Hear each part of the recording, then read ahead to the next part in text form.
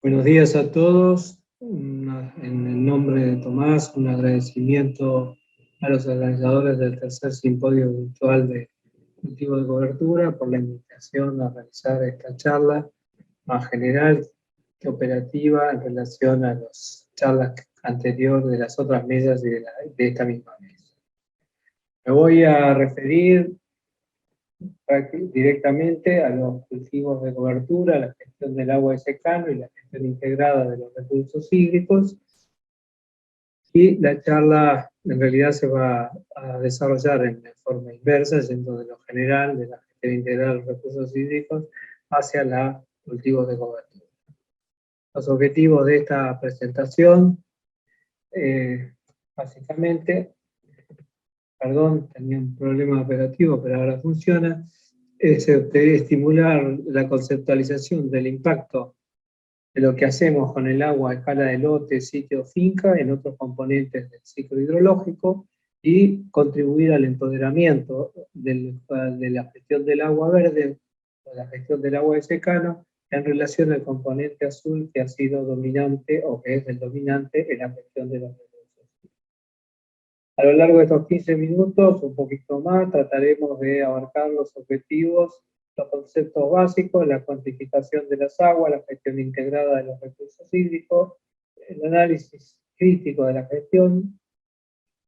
gestión del agua de secano en particular, un par de ejemplos y la. Entre los conceptos básicos, lo que me interesa remarcar es que en el sector hídrico, desde hace algunos años, se define al agua como un recurso natural, renovable, finito y vulnerable, esencial para la vida humana y un bien social y económico valuable para las generaciones. En esta definición he remarcado algunas palabras que me parecen realmente importantes. Una de ellas es finito. ¿Sí? La cantidad de agua en la naturaleza es una y nada más. No hay posibilidad de crear agua ni de eliminar agua. ¿Sí?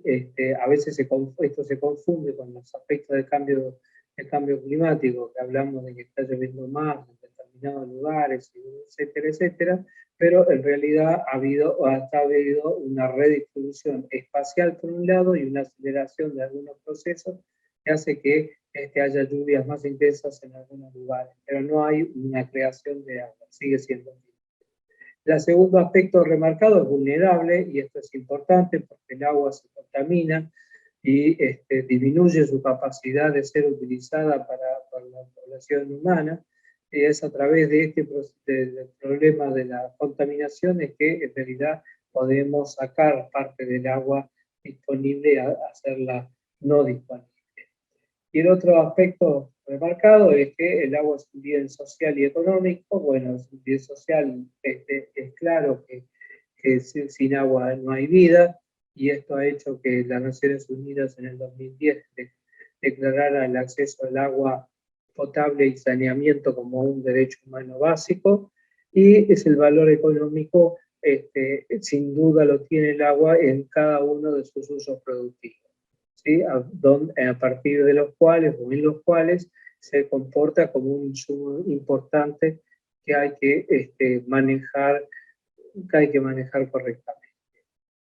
El segundo aspecto conceptual que me interesaba remarcar, quizás algunos lo sepan, en los últimos años del siglo pasado hemos desarrollado una tipología de agua. Hablamos de agua azul como del agua que fluye sobre o bajo la superficie, o sea, las corrientes superficiales y subterráneas.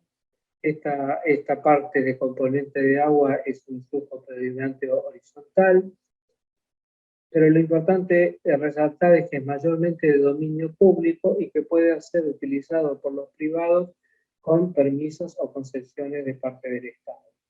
El segundo tipo de agua de importancia en la agronomía es el agua verde. El agua verde se refiere al agua de la precipitación que queda almacenada en los suelos, de donde se evapora o se evapotranspira directamente a la atmósfera. Esta sigue un flujo primordialmente vertical y es de dominio privado, a diferencia del azul. Un tercer tipología es el agua gris, las aguas residuales con un bajo nivel de contaminación, que pueden ser usadas directamente en ciertos usos o pueden ser retratadas económicamente para utilizarla en usos más intensivos.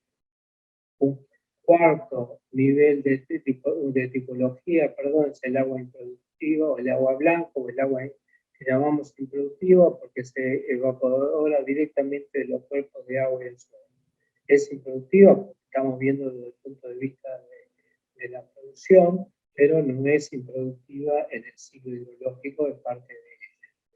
Y finalmente, la tipología final, la quinta, a las aguas negras, denominamos así a las aguas con un nivel de contaminación realmente importante, que no pueden usarse directamente porque son dañinas para la salud humana y tampoco son económicamente recuperables. Bueno, en estas filminas de este ciclo hidrológico en general, la he agregado con la idea de, básicamente, de dimensionar la importancia del agua azul y el agua verde. ¿Sí? Del total de precipitación que cae en el planeta, que se estima en unos 119 kilómetros cúbicos por año, o sea, el 100%, el agua verde representa el 63% de esa agua y el agua azul 37%.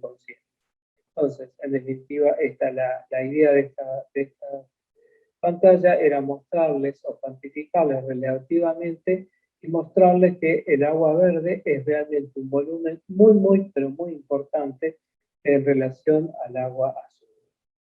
Estos son, en el mismo sentido, algunos datos nacionales comparando el agua que se utiliza a nivel de riego, el agua azul que se utiliza en la agricultura bajo riego, con el agua verde que se utiliza en la agricultura de secano.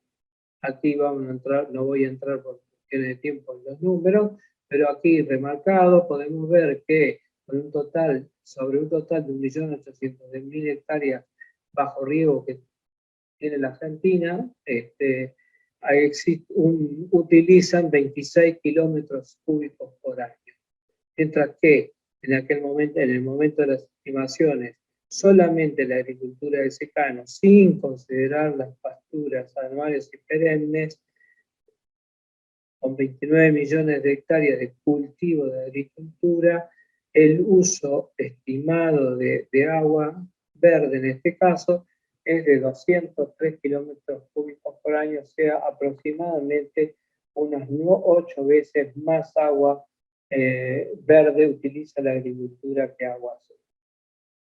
Bueno, en relación a la gestión integrada de los recursos hídricos, este es un concepto que se construyó, diría casi colectivamente, en una serie de eventos hídricos internacionales en el final de las décadas del siglo pasado y que básicamente en tres, pero la más importante por lejos es la Conferencia Mundial sobre el Agua y el Medio Ambiente del año 92, que fue preparatoria de la Cumbre de la Tierra de Río de Janeiro del año 92.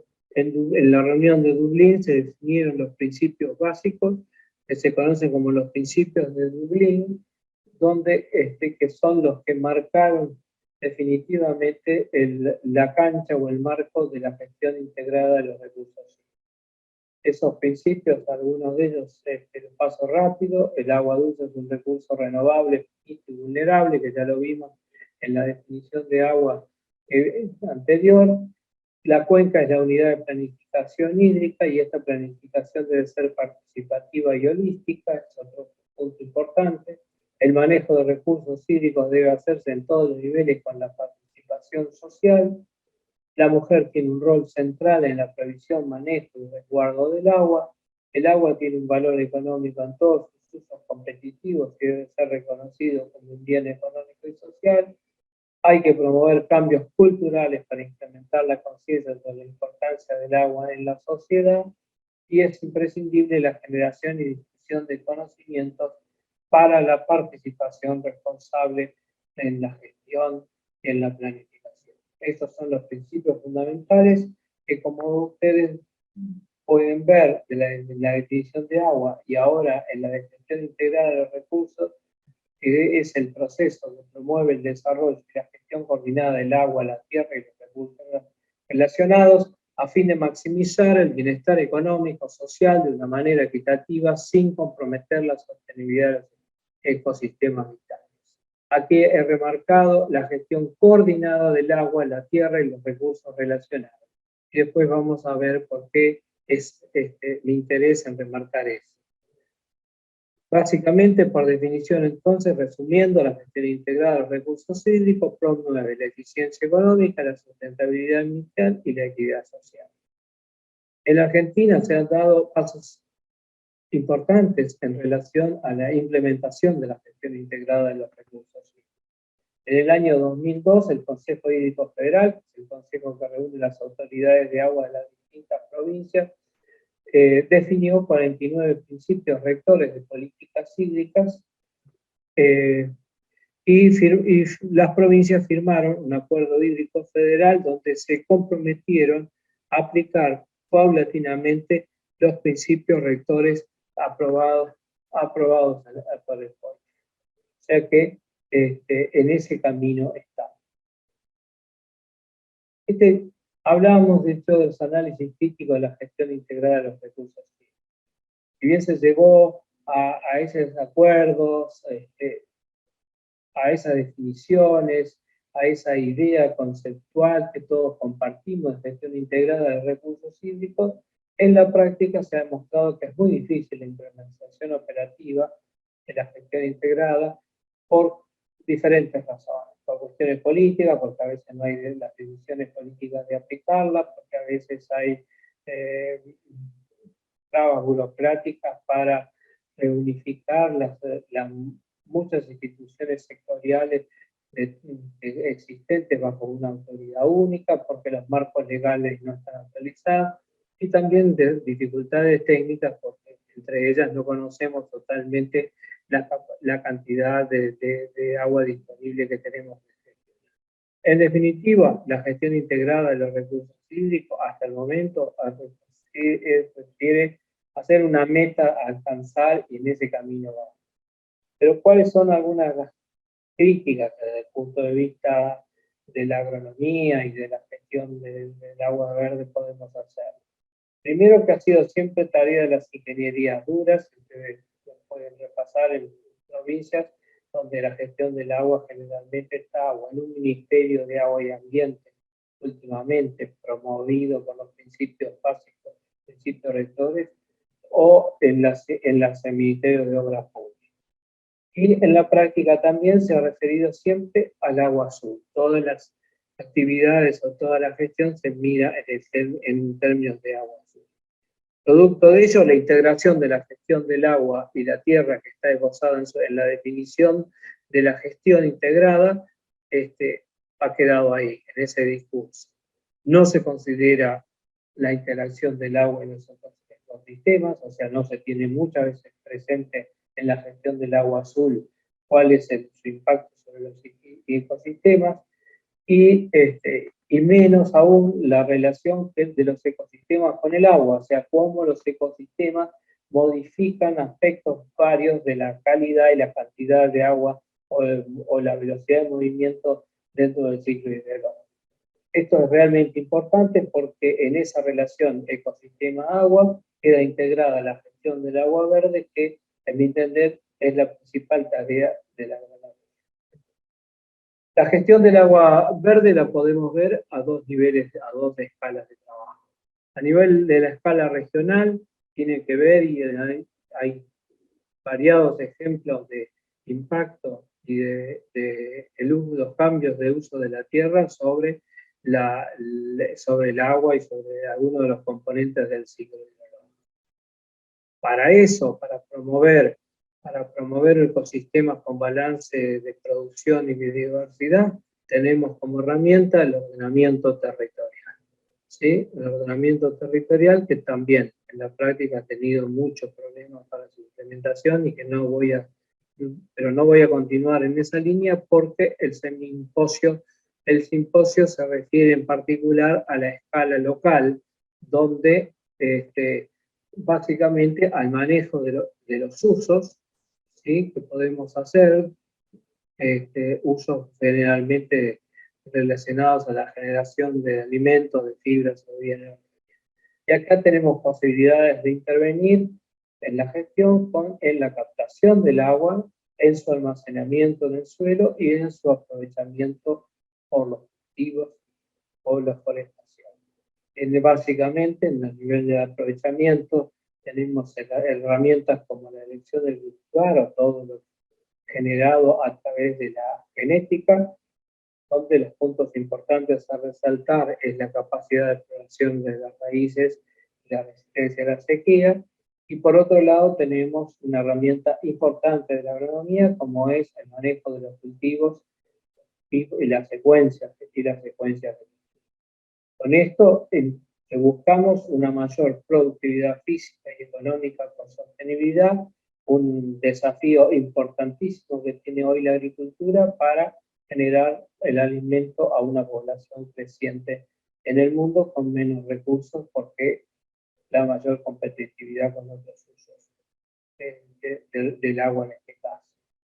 Como ejemplo, voy a citar dos ejemplos rápidamente. El primero de ellos tiene que ver con la relación del cambio de uso de la tierra con el ciclo hidrológico. Es un trabajo de Beltrán y Sciacchiara en 2016 sobre el ascenso de las napas en la región pampeana. Se preguntaban ellos, los autores, si era consecuencia de los cambios en el uso de la tierra. En este trabajo los autores analizaron cómo fue modificándose la relación de cultivos agrícolas con pasturas perennes en el departamento Marcos Juárez. En 40 años determinaron que los cultivos agrícolas pasaron de ocupar el 40% de la superficie a ocupar el 90%. Estos cultivos agrícolas, que tienen un consumo de 500 a 600 milímetros por año, desplazaron a las pasturas perennes con un consumo de 1.500 a 2.000 milímetros por año. Consecuencia de esto, hubo un exceso de agua que no pudo salir por evapotranspiración y que produjo la elevación constante y permanente de la napa freática durante todos esos años. Bueno, los autores en ese trabajo en el año 2010 concluyen que si bien hubo múltiples factores que provocan el cambio de uso de la tierra, básicamente económicos, posibilidades comerciales, ¿sí?, que en definitiva es otro ordenamiento territorial generado por el mercado, pero el ordenamiento territorial al fin, ha provocado el ascenso de la napa freática, y este problema debería atacarse en forma multidisciplinaria. El segundo trabajo es un trabajo que tiene que ver con el manejo de secuencias con cultivos de cobertura en el Chaco semiárido, que es de Prieto Angueira y et del año 2020, y básicamente se refiere a la presentación de resultados de ensayo y experiencias de campo en relación al rol de los cultivos de cobertura sobre la eficiencia de uso del agua, fertilización y control de maleza. Yo me voy a centrar en aspectos que hacen la eficiencia de uso del agua. Estos autores demuestran, con base a esas experiencias y observaciones, que el uso, en este gráfico, voy a hacer, no se vean bien los números, pero en la primera columna es el barbecho químico, que sirve de base de comparación. Estos son distintos tipos de cultivos de cobertura. El último de todos incluye vicia. Estas son dos de gramíneas y otra de vicia.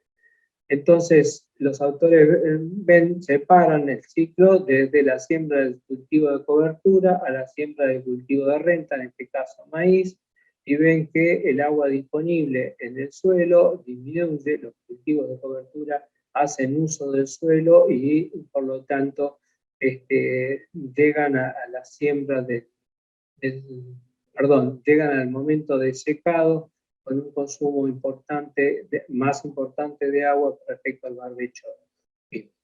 Desde el momento del secado a la siembra del cultivo de renta, la materia orgánica, la materia seca acumulada por el cultivo de cobertura reduce la evaporación desde el suelo, y entonces el factor esa reducción es más importante en el barbecho químico, compensando de alguna manera el mayor consumo durante la primera etapa.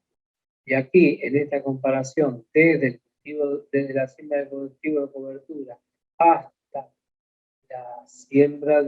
hasta la siembra del cultivo de renta, si bien el barbecho químico sigue teniendo mayor disponibilidad de agua, las diferencias se han achicado.